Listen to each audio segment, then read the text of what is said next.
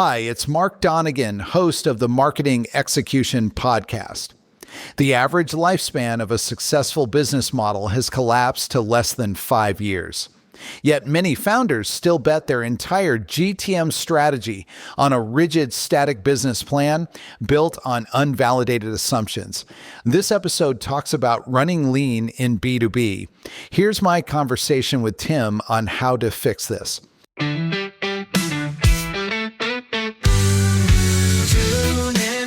Listen up, it's marketing time. Bright ideas sparking, blowing your mind. From strategies to big exec dreams, catch the buzz and join the execution. Marketing Convo.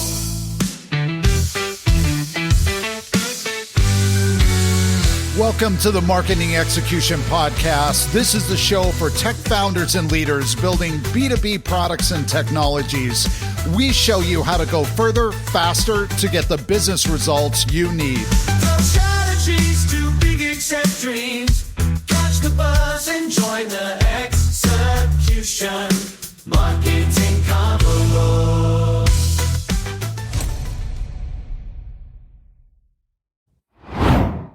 Mark, I've been chewing on something all week that I can't shake. You know how we always talk about founders who build these elaborate business plans, spend months perfecting them, and then they launch and everything falls apart? Yeah, I've seen that movie play out so many times. It's almost painful to watch.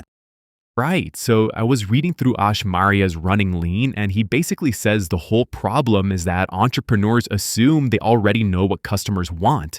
They finalize everything before testing anything.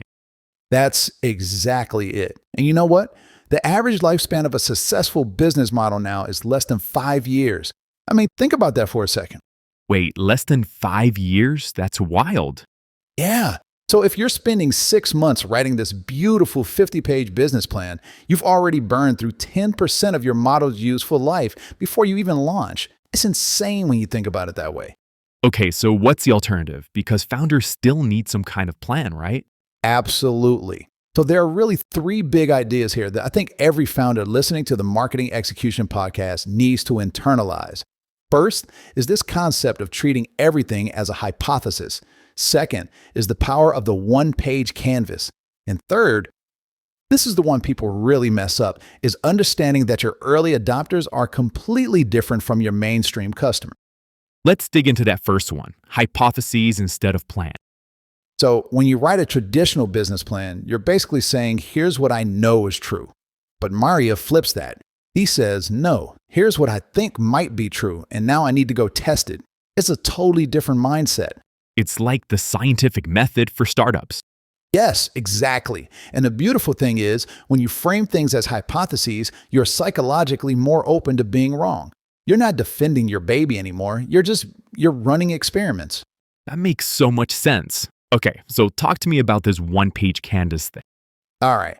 So Maurya created what he calls the lean canvas. It's basically 9 boxes on one page. You've got your customer groups, their problems, your solutions, your value proposition, how you reach them, how you make money, your cost, your key metrics, and your competitive edge. And the whole point is that it fits on one page. The constraint is the feature. When you only have one page, you can't hide behind fluff. You can't write 3 paragraphs about your mission statement. You have to get really, really clear about what matters. I love that. And he says you should create a separate canvas for every customer group. So if you're building a productivity app and you've got individual users and enterprise teams, those are 2 different canvases. Is it because they have different problems? Different problems, different willingness to pay, different channels to reach them, everything changes. I once heard of the company that wasted almost a year because they were trying to serve both segments with one strategy. Once they split it up and focused on just the enterprise side first, they tripled their revenue in 6 months. Wow. Okay, so you mentioned early adopters being different. Break that down for me. This is where Geoffrey Moore's technology adoption lifecycle comes in. You've got 5 groups of people who adopt new products at different times. Techies, who just love playing with new stuff. Early adopters, who see a strategic advantage. The early majority, who want proven solutions. Late majority, who don't want to be left behind. And skeptics, who avoid new things entirely. And where do we need to focus? Should founders focus specifically on early adopters? 100%. Because early adopters aren't just customers, they're partners in building your product. They give you feedback, they tolerate bugs, they tell their friends. They're the bridge to everyone else. So, how do you actually find these people? Great question. One thing that works really well is looking at where people go to solve the problem you're addressing. Industry forums, Reddit communities, product review sites, these are gold mines. There was this one founder who literally spent 2 weeks just reading Quora threads about productivity challenges before building anything. And that informed their whole product? Completely shaped it.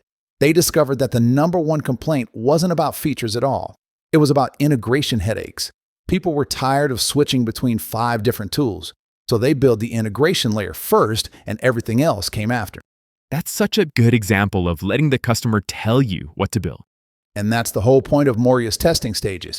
You investigate problems first, then you validate your solution with a prototype, then you run pilot tests with real users, and only then do you launch and optimize.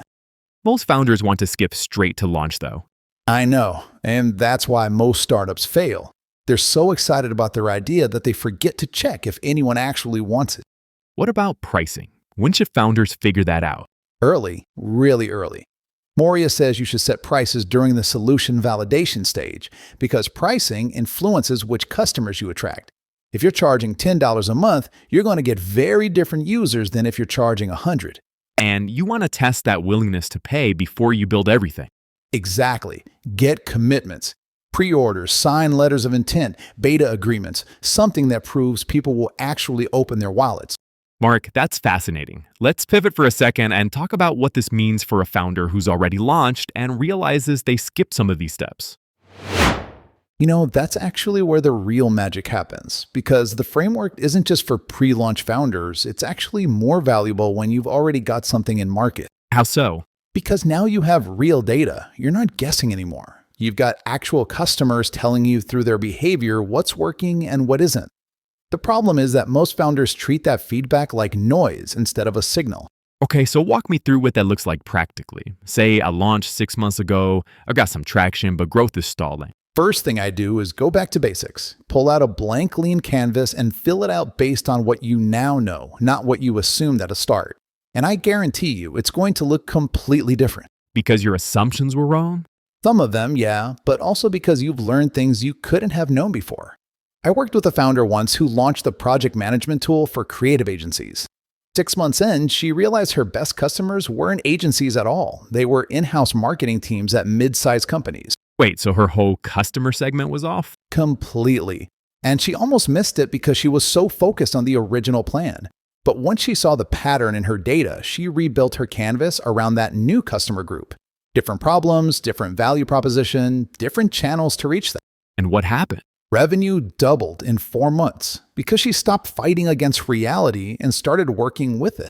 Whistling softly. That's a perfect example of what Maurya talks about with treating everything as a hypothesis. Yes, and here's the deeper point that I think gets lost. This isn't about admitting you were wrong. It's about recognizing that being wrong early is actually your competitive advantage. Think about your competitors, the ones with the big business plans and the locked-in strategies. They're committed. They've told their investors, their boards, their teams that this is the plan. Changing course feels like failure to them. But for the lane founder, it's just Tuesday. Exactly. It's just another iteration, another experiment. You're not emotionally attached to being right. You're attached to finding what works. Love that reframe. Okay, so let's talk about the testing stages for a minute. Because I think founders hear the word testing and they think it means months of research before doing anything. Oh man, that's such a common trap. Look, the whole point of Maurya's approach is speed.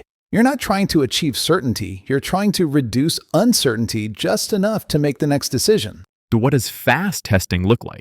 It looks like conversations, real conversations with real people who have the problem you're solving. Not surveys, not focus groups, actual one-on-one discussions where you shut up and listen. And you're listening for what specifically? 3 things. First, how do they describe the problem in their own words? Not your words, but their words. Second, what have they already tried to solve it? And third, how frustrated are they with those existing solutions? Because if they're not frustrated enough, they won't switch. Bingo! Switching costs are real. People stick with mediocre solutions all the time because the pain of change feels worse than the pain of the problem. Your job is to find the people where that equation has flipped. Those are your early adopters. Those are your early adopters. And they are your partners in building something that matters.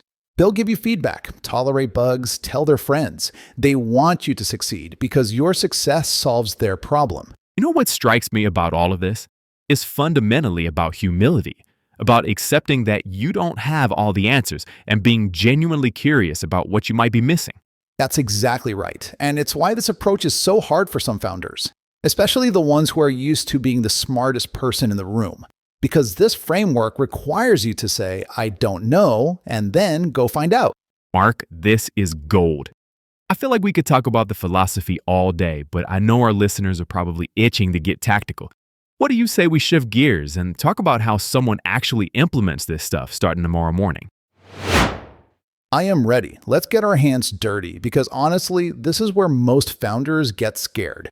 It is easy to play with a canvas. It is terrifying to actually ask a stranger for money. Yeah, the canvas doesn't reject you. Exactly. But you have to get out of the building. So here's the first tactical step. You need to validate the solution without building the solution. Maurya is really specific about this. You create a prototype, but in B2B tech, a prototype is just a visual aid. It could be a slide deck, it could be a Figma file, is just enough to show the customer how you solve the problem we talked about. But you're selling the promise. You're selling the workflow. Think about Dropbox. This is the classic example. Drew Houston didn't build a messy file syncing backend first. That's incredibly hard to engineer. Right, he made a video. He made a 3-minute video showing how it would work. He posted it on Hacker News. The beta waiting list went from 5,000 to 75,000 people overnight. He validated the solution with a video. That's your benchmark. That's amazing. I love that. Well, you simulate it. Call it a concierge MVP. If you're building an AI tool that writes sales emails, don't build the AI yet. Have the client give you their data, you write the emails manually, deliver them, see that they love the result. Oh, that is smart because if they don't value the manual version, then they won't value the automated version. And you just saved yourself 6 months of development time, which brings us to step 2. And this is the one that separates the serious founders from the hobby. What is it? You have to ask for the commitment. I mean, money? Money, reputation, or time, but usually money. Maurya calls this the currency of feedback. Compliments are cheap. Everyone will tell you good job to be nice. But if you ask for a deposit or a signed letter of intent, the room gets quiet. Use silence to your advantage there. I see so many SaaS founders giving away free betas. They think they're reducing friction, they're actually just collecting noise. You want to charge a price that hurts a little bit. So you validate the customized solution, you get them to pay or commit. And let's say you launch, you have users. How do you stop from drowning in data? That's the third practical step. You have to ignore almost everything. You need to focus on what John Doerr calls outcome metrics, not output metrics. Okay, break that down for me. Okay, an output metric is we shipped 3 new features this month, or we sent 5,000 marketing emails. That's just busyness. It makes you feel productive. But an outcome metric measures user behavior. Look for the aha moment. For Slack, it was 2,000 messages. They found that any team that sent 2,000 messages in their workspace never churned. They were hooked for life. Wow, so that became their North Star. It became the only thing that mattered. Every feature they built was just trying to get a team to that 2,000 message mark. If you're a founder listening to this, you need to find your 2,000 message metric. That clarifies things so much. It is not about a dashboard with 50 graphs. No, it is about one number that proves you are solving the problem. And then you run short-term tests to move that number. Maurya talks about this cycle. Hypothesize, build, measure, learn. But you do it in weekly sprints. Weekly? That seems intense. Speed is the strategy, Tim. The faster you iterate, the faster you find product market fit. Most big companies do this once a year during annual planning. If you do it every week, you are 52 times faster than them. I mean, when you put it that way, it's hard to argue. It's simple math, but simple does not mean easy. It takes discipline to look at your data every week and admit something isn't working. It goes back to that humility we talked about earlier. It circles right back. You have to be willing to kill your darlings. If a feature isn't moving your outcome metric, you cut it, even if you love it. Mark, take us home. If a founder's listening to this while walking their dog, what are the 3 big takeaways they need to memorize? First, you have to ditch the 60-page business plan. It is a static document that locks you into failure. Replace it with a lean canvas. You need to map out your hypotheses quickly. Treat your business like a science experiment where you test your guesses.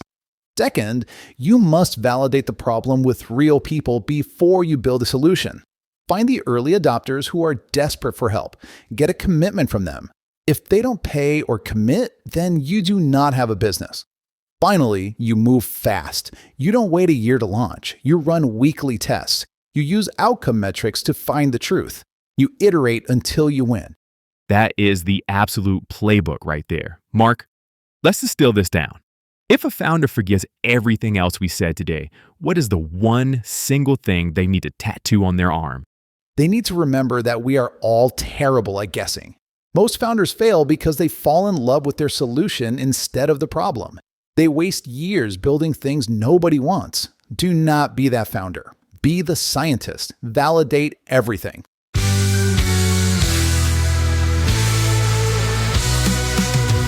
The Marketing Execution Podcast is produced by Growth Stage Marketing. We are on a mission to see your company reach wild success using marketing pods. Too big, accept dreams. Catch the buzz and join the execution. Marketing Convo. Thank you for listening and being a part of the marketing execution movement and community. To learn how growth stage marketing clients reach more buyers and drive business impact, go to growthstage.marketing. That's growthstage.marketing.